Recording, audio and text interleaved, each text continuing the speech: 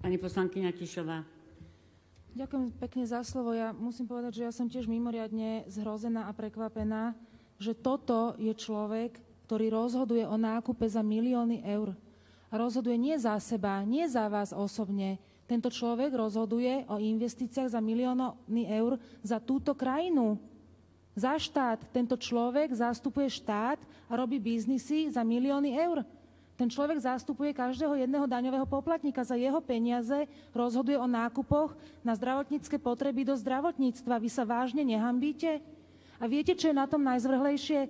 Najzvrhlejšie na tom je to, že vám neprekáža, že ten človek takýto je. Vám prekáža to, že sa to zverejňuje. Prečo tu teraz splášená pani poslankyňa z Osmeru beha, že nezverejňujte to, neukazujte to?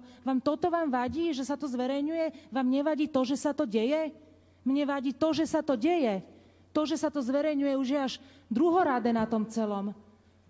Vážne vám je hanba.